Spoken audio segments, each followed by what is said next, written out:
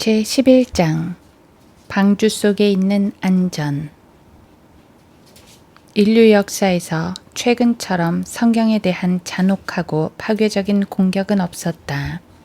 그 공격의 대상은 주로 모세오경, 즉 모세의 5책이며 이 가운데서도 창세기는 무신론자와 회의주의자들의 맹렬한 공격의 대상이 되었다. 주일학교와 교회에서조차 널리 퍼져 있는 가르침은 창세기가 역사적 근거가 없다는 것이며 창세기가 지구와 사람의 창조에 대한 그리고 죄가 들어온 것과 아브라함의 초기의 역사에 대한 정확하고 문자적 이야기가 아니라는 것이다. 그것은 이교와 우화, 야화의 수준으로 전적으로 신화적인 것으로 묘사된다. 오늘날 가장 맹렬하게 공격받는 두 사건이 있다. 하나는 창세기 6장에서 9장까지에 기록된 노아의 홍수이고 또 하나는 창세기 19장에 기록된 소돔과 고모라의 파괴에 대한 기록이다. 그러나 예수께서 그가 창세기 안에 있는 이야기에 대한 그의 생각을 가르치시기 위해 선택하신 것은 이 두 사건이었다. 주님은 홍수와 소돔의 멸망에 대한 두 기록이 이 말세의 비평가들에 의해 공격받을 것을 미리 아셨다. 그래서 일부러 이 두 사건에 대해서 배서의 인을 치셨다. 주께서는 전혀 이 문제에 대해 의심을 남기지 않으셨다. 그리고 누가복음 17장에서 말씀하시기를 노아의 날에 일어났던 것 같이 인자의 날에도 그러하리라.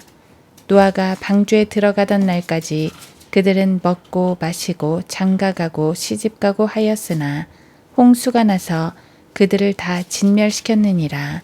누가복음 17장 26, 27절 라고 하셨다. 예수께서는 노아와 홍수에 관련된 창세기의 기록을 믿으셨는가? 만일 믿지 않으셨다면 그는 큰 속임수를 쓴 것이었고 존경이나 신뢰를 받을 가치가 없다. 회의주의자들에게 대답을 찾게 하자. 물론 그들은 감히 예수께서 오해하셨고 더 좋은 것을 알지 못하셨다고 말하기까지 할 것이다. 소돔과 고모라의 파멸에 대한 기적에 대하여 여러분은 어떻게 생각하는가? 루시 아내가 소금 기둥으로 변한 것은 어떻게 생각하는가? 예수께서 누가복음 17장에서 이에 대해 생각하신 것에 귀를 기울이기 바란다. 그것은 또한 롯의 날에 일어났던 것과 마찬가지라. 그들은 먹고 마시고 사고 팔고 심고 집 짓고 살았으나 롯이 소돔에서 나가던 날 하늘에서 불과 유황이 비오듯 하여 그들 모두를 진멸시켰느니라. 이와 같이 인자가 나타나는 날에도 그러하리라. 롯의 아내를 기억하라. 누가복음 17장 28에서 30절 32절 동정녀 탄생.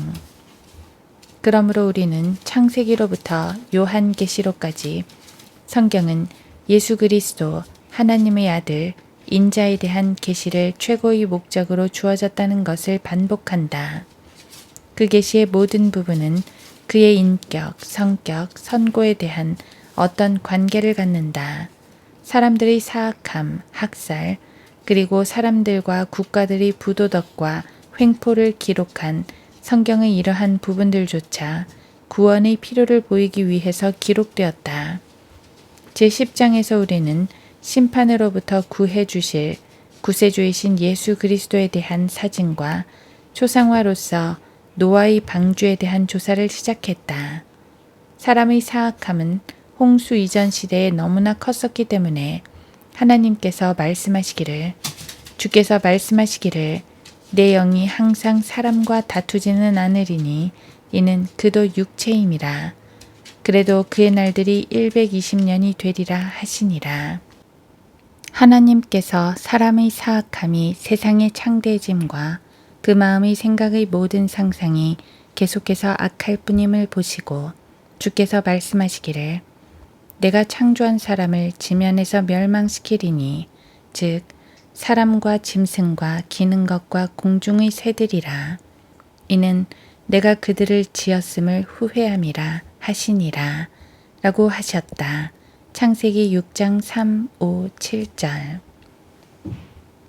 하나님께서 아담과 이브에게 가죽옷을 제공하시려고 창세기 3장 21절에서 대속적 어린 양을 죽이시는 것으로 하나님의 구원 계획을 계시하셨지만 세상은 이 교훈을 기꺼이 받지 않았다. 그리고 세상은 점점 더 나아지는 대신 더 나빠졌다. 그래서 하나님께서는 인류의 남은 생존자를 위해 노아에게 구원의 방주를 짓도록 명령하셨다. 그 방주는 유일한 피난처였다. 예수님께서는 자신이 두 번째 오시기 바로 직전의 세상의 상태를 묘사하기 위하여 이 역사적 사건을 이용하셨다. 성경에 의하면 세상은 이 시대 동안 점점 더 나아지게 되는 것이 아니라 점점 더 나빠지고 있다. 하나님께서 개입하시지 않는다면 사람은 궁극적으로 자신을 파괴시킬 것이다. 이 시대는 세상이 그리스도에게로 인도되는 것을 보지 못할 것이다. 그것은 세계적인 부흥으로 영광의 화염 속에서 절정에 이르지 않을 것이다. 성경의 예수께서 자신의 교회를 위해 다시 오시기 전에 하나님께서 대대적으로 돌아온다는 것을 지시하는 구절은 한 구절도 없다. 이 시대가 믿음에 대한 변절 속에서 끝날 것을 보이는 풍성한 성경 말씀들을 가질 뿐 아니라 그리고 변절자들은 너무나 눈이 멀어서 오늘날 에큐메니컬의 대홍수 속에서 그것을 보지 못한다. 예수님께서는 홍수 직전의 시대에 대해 우리에게 말씀하시므로 교회를 위한 재림 직전에 있을 시대를 우리에게 보이신다. 노아의 방주에 의해 그렇게 명백히 예시된 분은 다름 아닌 예수님인 것이다. 제10장에서 우리는 1. 방주가 사람의 발명품이 아니라 하나님의 예정된 계획이었다는 사실과 2. 하나님의 말씀에 의해 노아에게 초자연적으로 계시되었다는 사실로 방주가 오류 없는 예수님의 상징이었다는 것을 지적해내었다. 지금 노아 방주에 대한 기록 가운데 가장 흥미있는 세목에 이르고 있다. 노아가 방주의 설계를 계획하는 일에는 전혀 참여하고 있지 않지만 그럼에도 불구하고 방주의 물리적 구조를 세우는데 일부분을 맡는다. 우리는 이것으로 방주가 주 예수의 성육신의 그림자이며 상징이었다는 것을 보여주고 싶다. 방주는 하나님에 의해 고안되고 계획되었으나 그것은 노아에 의해 세워졌다. 그 교훈은 명백하다. 너는 고펠나무로 방주를 만들되 역청으로 안팎을 칠할지니라. 창세기 6장 14절. 인류의 구속자는 인간을 위해 대속물이 되기 위해서는 자신이 사람이 되지 않으면 안 된다. 방주가 하나님의 신성한 고안이었으나 방주 자체는 홍수로부터 구원받은 죄인에 의해서 세워져야만 했다. 구세주는 하나님인 동시에 사람이셔야만 한다. 그는 사람이 죄를 구속하기 위해서 사람이셔야만 한다. 그는 인간의 죄를 대신해서 무한한 형벌을 지시기 위해서 하나님이셔야만 한다. 그는 하나님이셨기 때문에 그는 몇 시간 내에 죄에 대한 하나님의 영원한 무한한 심판을 지실 수 있었다. 영적으로 밝혀진 마음은 이 부분에서 성육신, 안전한 방주와 같은 구주 예수를 준비하는 데 있어 인성이 역할을 하려는 부분의 그림자를 보는데 실패할 리 없다. 구세주는 신성과 마찬가지로 인간의 몸과 성품을 가지셔야만 하셨다. 그러므로 노아는 방주를 세우도록 명령받았다. 수천 년 후에 이 모든 것에 의해 그림자처럼 예시된 그분은 여자의 후손이라고 성경에 불리운 인간의 소생으로서 세상에 오셨다. 사도 바울은 그것을 갈라디아서 4장에서 아주 명백히 한다. 그때가 차니 하나님께서 자기 아들을 보내시어 여자에게서 나게 하시고 율법 아래 나게 하신 것은 율법 아래 있는 자들을 구속하셔서 우리로 아들의 신분을 얻게 하려 하심이라. 갈라디아서 4장 4, 5절. 이것은 창세기 3장 15절에 있는 최초의 복음주의 성취이다. 내가 너와 여자 사이에 또 내 씨와 그녀의 씨 사이에 저기를 두리니 그녀의 씨는 너희 머리를 부술 것이요 너는 그의 발꿈치를 부술 것이라 하시고 창세기 3장 15절. 예수 그리스도께서는 하나님의 영원하신 아들이셨고 영원 전부터 존재하셨다. 그러나 때가 찼을 때 하나님의 성육신된 아들로서 동정녀 모친의 태 속에서 하나님에 의해 준비된 인간의 몸과 성품을 가지고 세상에 오셨다. 그렇다. 하나님께서 모든 것을 계획하셨으나 노아가 방주를 세워야만 했다. 완전한 안전. 그리스도의 상징으로서 방주는 우리 주님에 대한 적용으로서 너무나 부유하고 너무나 넓기 때문에 우리에게 오류 없이 기억나게 하고 그분에 대해서 우리를 이끄는 세목 몇 개만을 선택할 수 있다. 방주는 지금까지 이 세상에서 지어진 배 중 가장 안전한 배였다. 그것을 갈팡질팡하게 하거나 가라앉게 할 만한 어떤 폭풍도 있을 수 없었다. 그것은 무엇보다도 완전한 피난처였다.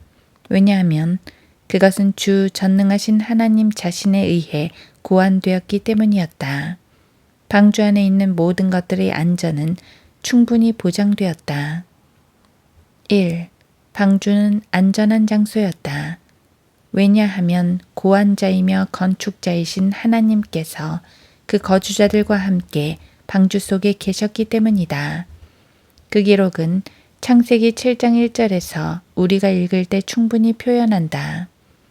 주께서 노아에게 말씀하시기를 너와 내 온 집안은 방주로 들어오라. 창세기 7장 1절. 들어오라는 말을 주목하십시오. 재미있게도 들어오라는 이 말은 성경에 나타난 첫 번째 말이다. 하나님은 노아에게 말씀하시지 않으셨다. 자, 방주가 마련되었다. 그것은 안전하다. 들어가기를 주저하지 말라. 왜냐하면 어떤 해도 받지 않도록 내가 여기 밖에서 너를 지켜보고 있겠다. 이것도 노아를 위해서 충분하였을 것이나 이것은 하나님께서 행하신 것이 아니었다. 대신에 그는 먼저 방주 속으로 들어가셨다.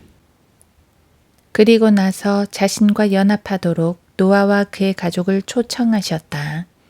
만일 방주가 가라앉았다면 그것은 하나님도 함께 가라앉는 것이다. 하나님의 임재는 가장 큰 안전의 보장이었다. 남북 아메리카 대륙과 바다와 산맥 위를 나르는 큰 국제 항공회사에서 주 조종사로 근무하고 있는 나의 친한 친구와의 대화를 나는 기억한다. 그는 현재 수백만 마일의 상업 비행 25년을 완수했다. 어느 날 나는 그에게 물었다. 너는 너의 큰 제트 여객기에 100명도 넘는 승객을 싣고 나르는데 그 책임감으로 더 긴장되지 않니? 너는 내 뒤에 있는 모든 사람들의 생명에 책임이 있다는 것을 깨달을 때 어떻게 느끼니? 그의 대답은 처음에는 나를 어리둥절하게 했으나 그 후에는 그의 말을 이해할 수 있었다. 그는 말하기를 나는 결코 이 승객들의 안전에 대해서 신경을 쓰지 않아. 나는 내 자신의 안전에 대해서만 생각하지 라고 했다. 처음에 나는 오해했다. 그러나 그 진리는 곧 나를 깨우쳤다. 그는 자기 승객의 안전에 무관심하지 않았다.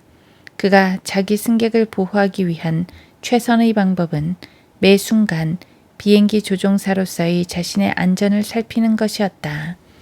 이것은 하나의 예에 불과하다. 그러나 그것은 방주에 하나님이 계시는 한 노아는 안전했다는 교훈을 준다. 이것은 마태복음 8장에서의 큰 풍랑을 만난 예수님의 제자들이 아직 배우지 못한 교훈이었다. 그들은 주무시는 예수님께 와서 외쳤다. 주여, 우리를 구하여 주옵소서. 우리가 죽게 되었나이다. 라고 하니 마태복음 8장 25절. 그들은 예수께서 배 안에 계실 때는 배가 가라앉을 수 없다는 교훈을 아직 배우지 못했다. 2. 방주 안에 있는 자들의 안전에 더욱 주목하기 바란다. 왜냐하면 그들은 방주를 조종하는 일과는 아무런 상관이 없었다. 분명히 방주는 돛도 없었고 노도 없었고 모터도 엔진도 없었고 방향타도 없었고 조종실도 없었다. 하나님 자신이 이 큰 배의 진로를 지시하셨다. 방주가 파도치는 물결 위에서 목적 없이 되는 대로 표류했다는 일반적인 생각은 어느 것보다도 진리에서 멀다. 그것은 들어오라고 말씀하신 분의 손에 의해서 주의 깊게 조정되었고 운전되었다. 그것은 안전한 육지를 향해 조종되고 있었다. 우리도 그리스도를 신뢰하고 안전의 방주 속으로 들어갈 때 우리는 조류에 따라 목적 없이 표류되도록 남겨지지 않는다. 오히려 매 순간순간이 우리를 천국에 더욱 가깝도록 인도할 것이다. 방주 속에서의 노아의 일. 하나님께서는 방주를 고안하시고 계획하셨다. 노아는 절대로 안전하였다. 그러나 노아가 해야 할 많은 일이 있었다. 그 일은 그를 위해서 준비되었다. 모든 동물들을 돌보고 먹이는 것과 물건들을 순서대로 지키는 것이 상당한 일이었을 것이다. 그러나 노아는 방주로부터 쫓겨나지 않기 위해 이 일을 하지 않았다. 왜냐하면 방주 속에서 그는 안전하였기 때문이다. 이와 같이 거듭난 성도는 구원의 방주 속에서 안전하며 자기에게 맡겨진 자들을 돌볼 책임과 의무가 있다. 바울은 그러므로 나의 사랑하는 자들아 너희가 항상 복종했던 것처럼 내가 있을 때뿐만 아니라 내가 없는 지금도 더욱더 두려움과 떨림으로 너희 구원을 온전히 이루라. 이는 너희 안에서 역사하시는 분은 하나님이시니 그분의 선한 기쁘심에 따라 뜻을 두고 행하게 하려 하심이라. 빌립보서 2장 12-13절. 우리는 하나님께서 안에서 이미 행하고 계실 것을 밖에서 행하려 한다. 구원은 하나님의 선물이다. 그러나 우리는 구원의 열매를 위해서 행해야만 한다. 3. 문이 열려 있을 동안 하나님의 말씀을 믿는 자는 누구나 모두 들어갈 수 있었다. 그러나 한번 문이 닫힌 후에는 아무도 들어갈 수 없었다. 그러나 자주 간과되는 구절이 이야기 속에 있다. 그것은 문이 닫혔을 때 아무도 다시 나갈 수 없었다는 기록이다. 창세기 7장 16절을 주의 깊게 읽어보라. 들어간 것들은 모두 육체의 수컷과 암컷이라. 하나님께서 그에게 명하신 대로 들어가니 주께서 그를 안에 넣고 닫으시니라. 이 구절을 주목하라. 왜냐하면 주께서 그를 안에 넣고 닫으시니라 라고 기록되어 있기 때문이다. 하나님께서는 자, 노아야, 문을 닫아라. 그리고 빗장을 걸고 자물쇠를 잠거라 고 말씀하지 않으셨다. 절대로 아니다. 주님께서는 자신의 백성의 안전을 사람이나 설교자나 신부의 손에 두시지 않는다.